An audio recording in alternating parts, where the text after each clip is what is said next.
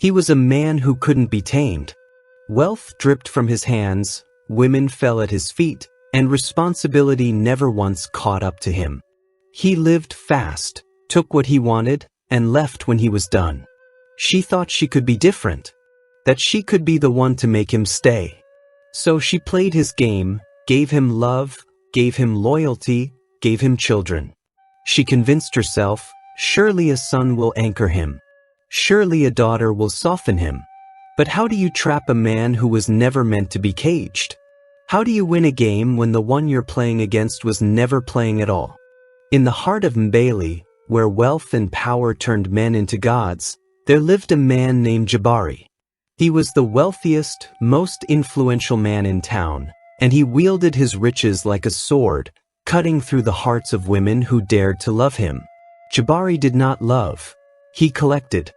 Women, young and old, came and went like the changing seasons, some staying long enough to taste the luxury he draped them in, others leaving as soon as they realized that beneath the silk sheets and gold bracelets, he was nothing but a storm waiting to destroy them.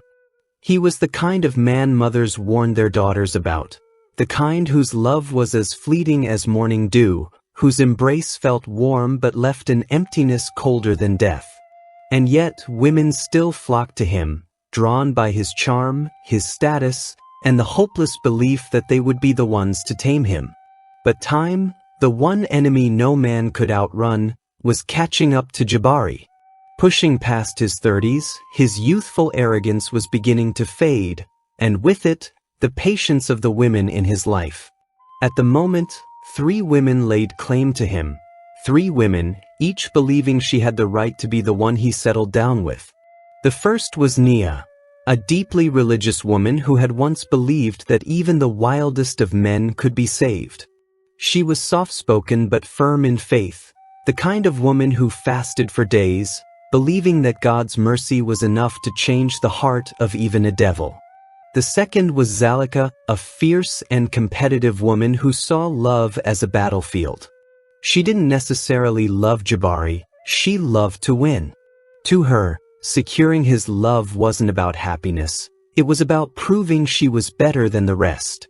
The third was Amani, a 19-year-old Instagram model, too young to understand what love really was, too focused on her own beauty and freedom. She was flattered by Jabari's attention, enjoyed the expensive gifts in iPhone, shoes and bags, and she didn't want them to stop coming. All 3 women lived in the same house with him. One regular night, these women walked up to Jabari and said, "Marry one of us or we shall all leave." Seeing the tension between them, Jabari smirked and replied, "Okay, fine. Since you all love me so much, let's make this simple. Whoever gives me a child, I will marry." It was a cruel game, but cruelty was his nature. One by one, he called them to his room to get their answers. First to respond was the youngest of them all, Amani. For the flashy lifestyle she was living as an influencer, she complained that having a baby now would ruin her perfect body. She begged Jabari to reconsider his terms, but he wouldn't. So, just like that, Amani was sent packing. Next up was Zalika, who nodded without hesitation. She had always been a woman of strategy, and if this was the price to win the heart of the wealthiest man in the town, then she would pay it. Then came the last one, Nia. She hesitated for a moment. But love is the greatest deceiver, and she convinced herself that maybe, just maybe, if she had his child, he would finally become a husband, a father, a man worth loving. And so, the contest began. Each woman would spend a month with Jabari in the master bedroom, conjuring whatever skills they knew best to get pregnant. The first to conceive would be wedded, and the other will be sent packing. Zalika went first. She spent a month with Jabari, doing everything within her power, drinking all kinds of herbs, consulting every native doctor she heard of, but no child came. The disappointment stung her pride, but she accepted defeat with grace, a battle lost, but not the war. Then came Nia's turn. She prayed, fasted, and wept, begging God to make her the mother of Jabari's child. And after 1 month, her prayers were answered. She was pregnant. What a miracle! For the first time, Jabari seemed responsible. He held her hand, rubbed her belly, whispered sweet words that felt almost real. And Zalika, realizing she had lost, packed her things and left without another word. Nia felt like she had won. This was all she had wanted. God had answered her prayers, and she could not be thankful enough. As the weeks passed, her belly grew, her joy expanded with it, and soon, the wedding preparations began. She had imagined a future where Jabari would finally be hers, where he would sit beside her and watch their child grow, where she would no longer be just another woman in his bed, but the only one in his heart. It had all seemed impossible, but now, they were all a reality. The day arrived, grand and magnificent, a wedding fit for royalty. The guests danced, the elders blessed them, and Nia, despite her swollen feet and aching back, beamed with happiness. But when night fell, when the music faded and the guests returned to their homes, Jabari was nowhere to be found. Where had her newly wedded husband gone to? She waited, her white dress now crumpled as she sat on the edge of their wedding bed. She waited, listening to the silence, hoping it was just a mistake. She waited until she heard the muffled sounds of another woman's laughter coming from the next room. Jabari was with another woman in their home. Her chest tightened, her breath caught in her throat, and something inside her shattered beyond repair. She had trapped a man with a child, but she had not trapped his heart. But Nia did not come this far to give up. Days later, when she could finally face him, she demanded an answer. "Why?" she asked, her voice barely above a whisper. "Why do you treat me like this? I've done all that you wanted. We're going to have a child." Jabari smiled, the same charming, poisonous smile that had fooled so many before her. "Dear, I'm sorry. I didn't mean to hurt you this way. Believe me, it won't happen again. Don't worry, just give me a son, I will be fully yours."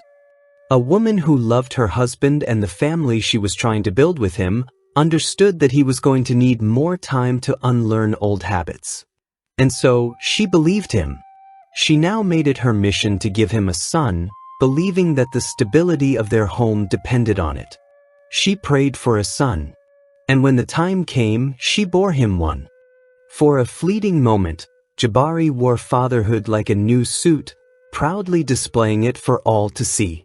He posed for pictures, cradled his son like a prized possession, and showered him with gifts as if love could be wrapped in ribbons and bows. But as quickly as he embraced the role, he discarded it. The excitement faded, the weight of responsibility set in, and just like that, he slipped back into his old ways. The nights grew longer, the empty side of the bed colder, and Nia was left alone, raising a boy who would grow up knowing his father only as a shadow that never stayed long enough to leave an imprint. She had reached her breaking point. Every ounce of patience had been wrung dry, every tear had already fallen. "Choose us," she said, her voice shaking but firm, "or lose us forever." Jabari barely looked up. He sat on the edge of their bed, rolling a glass of whiskey between his fingers, the ice clinking softly against the glass. His silence was a knife, slowly pressing into her ribs. But then he sighed, placed the drink down, and lifted his gaze to meet hers.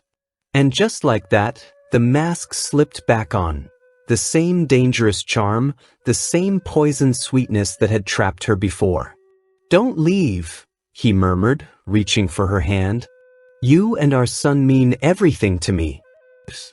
I just need something more." She swallowed hard, bracing herself for whatever lie would spill from his lips next. "A daughter." He smiled, his thumb tracing soft circles over her palm.